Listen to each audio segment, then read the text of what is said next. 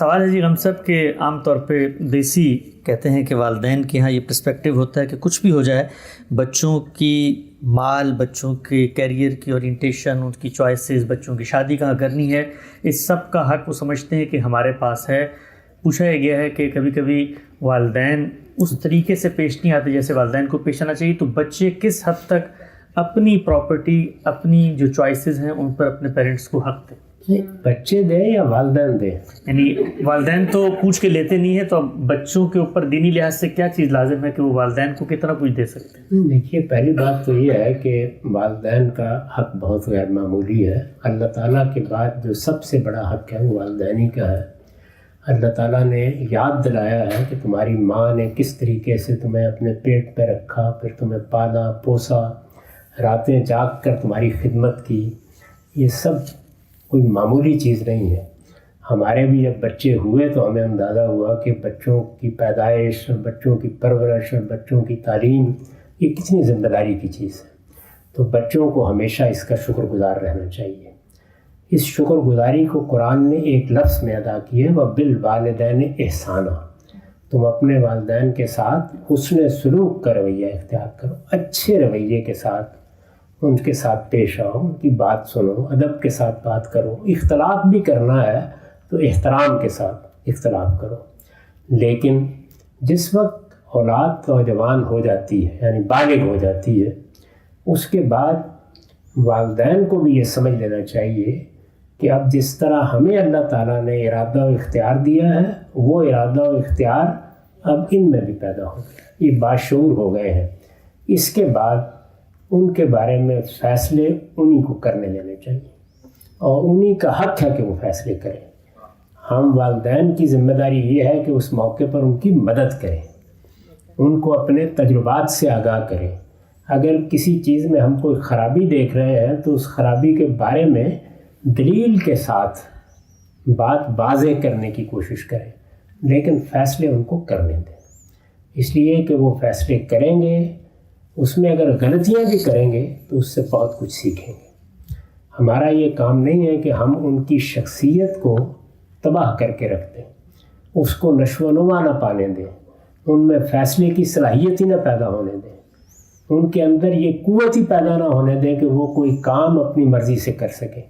تو جیسے ہی آپ کے بچے بالغ ہونا شروع ہوں، بات کرنے لگیں، شعور کی عمر کو پہنچیں، تو آہستہ آہستہ سارے اختیارات ان کو منتقل کرنے چاہیے، اور اپنی زندگی کے فیصلے، مثال کے طور پر انہیں کہاں بیاہ کرنا ہے، انہیں اپنے لیے کس کیریئر کا انتخاب کرنا ہے، وہ کن چیزوں کی تعلیم پائیں گے، کہاں رہیں گے، یہ اصل میں انسان کے زندگی بھر کے فیصلے ہیں۔ یہ اس انسان ہی کو کرنے چاہیے، نہ کہ میں والد کی حیثیت سے کرنے بیٹھ جاؤں یا ماں کرنے کے لیے بیٹھ جائے۔ اگر آپ یہ رویہ اختیار کریں گے تو میں آپ سے عرض کرتا ہوں کہ بہت بڑی تعداد میں بچے خود آپ کی ضرورتوں کا خیال رکھیں گے، خود آپ کو عزت دیں گے، خود آپ کے وقار کو قائم رکھیں گے۔ وہ اگر غلطی بھی کریں گے تو لوٹ کر آپ ہی کے زیر سایہ آئیں گے۔ لیکن اگر آپ نے ان کی شخصیت کو تباہ کر دیا، فیصلے کرنے کی صلاحیت ختم کر دی، ان کی مرضی پر اپنی مرضی مسلط کر دی، تو پھر وہی حال ہو جائے گا جو بادشاہوں کے تحت رہنے والی ہمارے جیسی قوموں کا ہو جایا کرتا ہے۔ ان کا شعور ختم ہو جاتا ہے، ان کی ادا ختم ہو جاتی ہے، ان کا علم ختم ہو جاتا ہے، ان کی بلوغت ختم ہو جاتی ہے۔ وہ اگرچہ بالغ ہوتے ہیں لیکن ان کے اندر بچے چھپے ہوئے ہوتے ہیں۔ تو اس وجہ سے اپنے بچوں کو بالغ ہونے کے بعد بالغ ہونے دیجیے، اور وہ اپنے شعور کو پہنچ کر آپ کے سامنے کھڑے ہوں، اور پھر آپ دیکھیں کہ وہ کس طرح سوچتے ہیں، کیسے چیزوں کو دیکھتے ہیں۔ البتہ ان کی مدد کرنا، ان کی رہنمائی کرنا، ان کو اپنے تجربات بہم پہنچانا، وہ سلسلہ جاری رکھنا چاہیے۔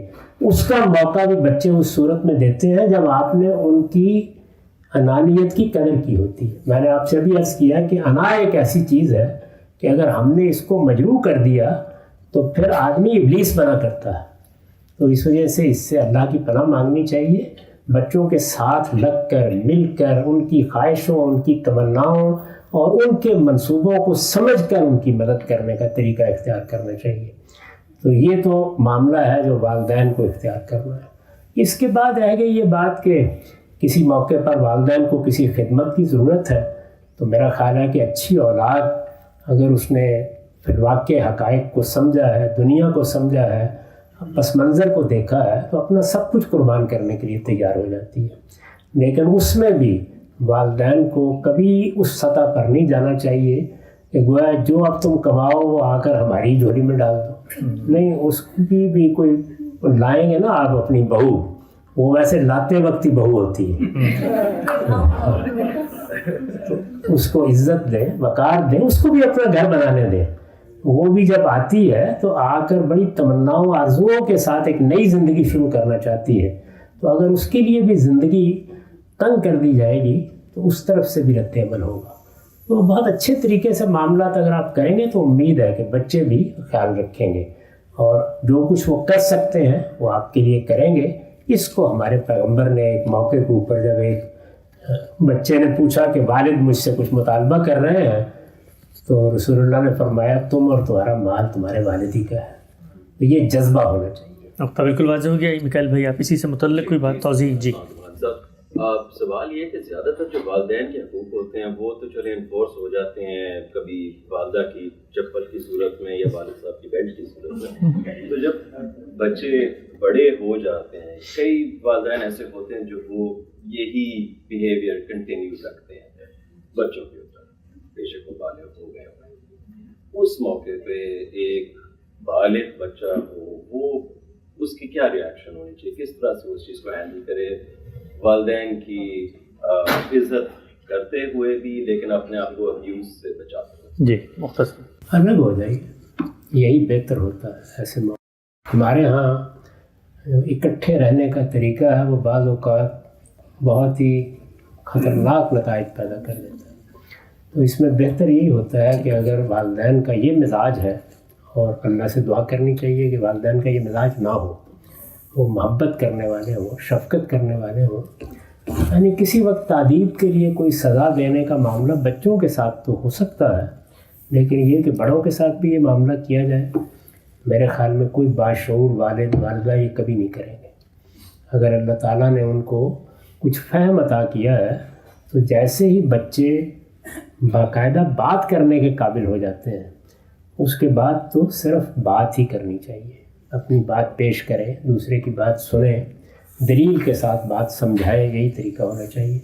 تو اگر اس طرح کا معاملہ ہو تو کوشش کریں کہ پھر آپ ذرا دور چلے جائیں، یعنی قریب رہنے سے گریز کریں۔ خدمت جو بھی کر سکتے ہیں دور سے بھی کر سکتے ہیں، اور کوشش کریں کہ باوصف اس کے کہ ان کا رویہ یہ ہے آپ کی طرف سے ان کے ساتھ کوئی زیادتی ہو، لیکن اپنی عزت، اپنے وقار کی حفاظت کرنا وہ آپ کا حق ہے۔